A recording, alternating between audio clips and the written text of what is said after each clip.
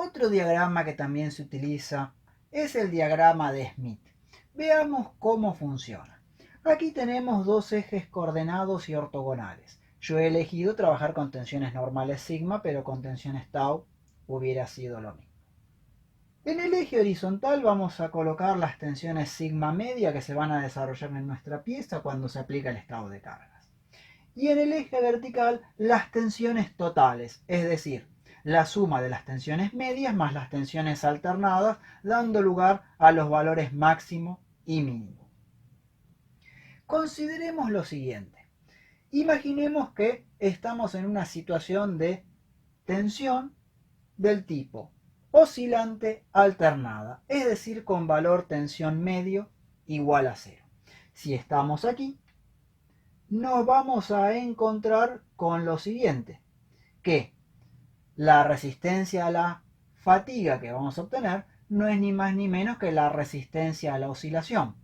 Y el valor de tensión alternada que va desde aquí hasta aquí y desde aquí hasta aquí me dará este valor de tensión máxima y este valor de tensión mínima que la pieza puede soportar indefinidamente sin romperse. Con lo cual aquí lo que estaría teniendo es la resistencia a la oscilación. Ahora bien, si nosotros incrementamos un poquito este valor, nos vamos a ir desarrollando a lo largo de 45 grados, porque cada kilo por centímetro cuadrado que aumentemos de tensión media, por lógica se me va a ir incrementando también sobre la tensión total que está en el eje vertical.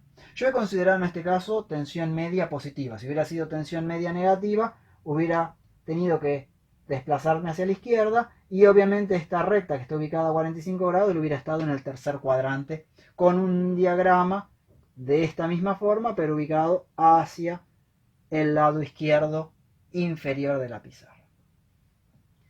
Si nosotros incrementamos un poco el valor de la tensión media, aquí lo tendríamos ubicado a esta altura. Pero a partir de allí, desafortunadamente ya no puede obtenerse la misma tensión alternada que antes para que la pieza resista una cantidad de ciclos infinita, sino que la tensión alternada que se puede desarrollar hacia arriba y hacia abajo para tener la máxima y la mínima será de menor cuantía de la que teníamos en la primera instancia. Esa circunstancia la vamos a poder ir repitiendo a medida que vamos avanzando a lo largo del eje de las tensiones sigma media. Fíjense, cuando sigma media está en este punto, tenemos que la tensión alternada hacia arriba y hacia abajo se supone que tendría que ser igual. En este gráfico no se ve de esa manera. Lo que obtendríamos es que en esta situación estaríamos frente a una carga del tipo pulsatoria intermitente. Fíjense que uno de los extremos, la tensión mínima vale 0, la tensión máxima es positiva. En todo este sector, desde aquí hasta aquí, fíjense que coexisten tensiones positivas con negativas, tensiones positivas con negativas, con lo cual estaríamos frente en este sector a un estado de cargas del tipo oscilante propiamente dicho. O sea, aquí estarían cargas oscilantes alternadas, aquí pulsatorias intermitentes y en todo este sector cargas del tipo oscilantes propiamente dichas. A medida que voy incrementando el valor de la tensión sigma media, voy subiendo a través de la recta 45 grados, lo cual me da cada vez menos margen de tensión alternada a cada uno de los dos lados de nuestra recta 45 grados. Hasta que llegamos a este punto donde la tensión que puede desarrollar la pieza no es ni más ni menos que la tensión estática máxima que puede soportar. O sea, que estaríamos frente a la rotura de la pieza en forma estática.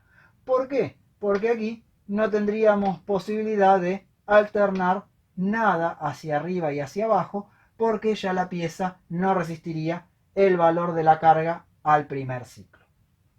Entre este límite y este extremo lo que tenemos es una zona donde se van a ir desarrollando, fíjense, tensiones máxima positiva, mínima positiva. Por lo tanto, como tienen el mismo signo, son del tipo pulsatorias propiamente dichas.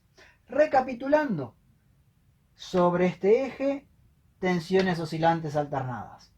entre esta posición y esta, tensiones oscilantes propiamente dichas.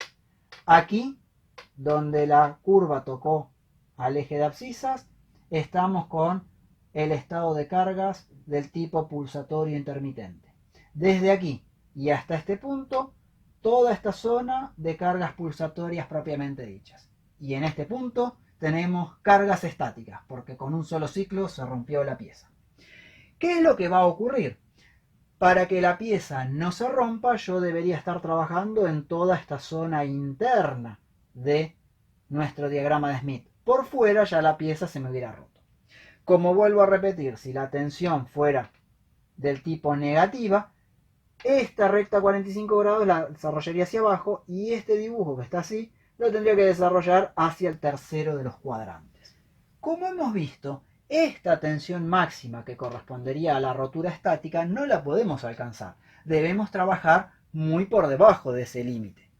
Con lo cual, si nosotros decimos que nuestro límite de fluencia estuviera por aquí debajo, por ejemplo, el diagrama quedará recortado de la siguiente manera. Si nuestra tensión de fluencia está a esta altura, lo que tenemos es que no podemos sobrepasar este valor, con lo cual todas las tensiones que estén por arriba las debemos descartar. No obstante ello, hay algo que es importante. Si desde este punto puede subirse una cierta cantidad de kilos por centímetro cuadrado hasta aquí, que es la tensión alternada, será la misma cantidad la que debo bajar, con lo cual también debo recortar todo este sector de aquí debajo, porque no sería factible obtenerlo si yo tengo que a partir de este valor medio subo y desciendo el mismo valor de tensión alternada. Por lo tanto, todo este sector que se ve aquí rayado se debe descartar del dibujo. Teniendo en cuenta eso, lo que nos queda es un arco de curva, un segmento recto y otro arco de curva.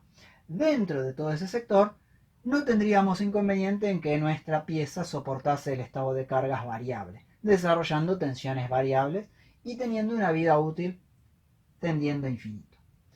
Pero, debido a que es complejo realizar este diagrama en forma práctica, lo que se hace es lo siguiente. Aquí tenemos la tensión oscilante alternada, que lo que nos permite es determinar cuál es la resistencia a la oscilación que tenía el material, que es uno de los ensayos que sí se realizan habitualmente. En este sector tenemos la tensión pulsatoria intermitente.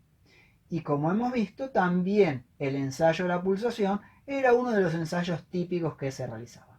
Teniendo en cuenta que se conocen estos dos puntos, estos otros dos, esta recta siempre es a 45 grados y este punto está definido por la tensión de fluencia del material, o podría ser la tensión al límite elástico del material o al límite de proporcionalidad, según sea el tipo de material de que se trate, es muy simple unir mediante segmentos este punto con este, con este, con este, con este, con este y con este, que es mucho más práctico de emplear y de obtener. Por supuesto que esa misma forma poligonal podría estar dibujada hacia el tercer cuadrante si la tensión sigma media, en lugar de ser positiva, fuera negativa y se desarrollase hacia la izquierda. Recapitulando, dentro de la zona que he rayado en color negro de ese polígono, tendríamos que la pieza soporta las cargas variables que producen tensiones variables dentro de la pieza y con una vida útil que tendería a infinito. En esta zona tendríamos la resistencia a la oscilación, aquí la resistencia a la pulsación, en este sector resistencia a la oscilación propiamente dicha y aquí a la pulsación propiamente dicha. Mientras que aquí, en este punto, estaría, si no tengo tensión alternada, el límite de la resistencia estática del material.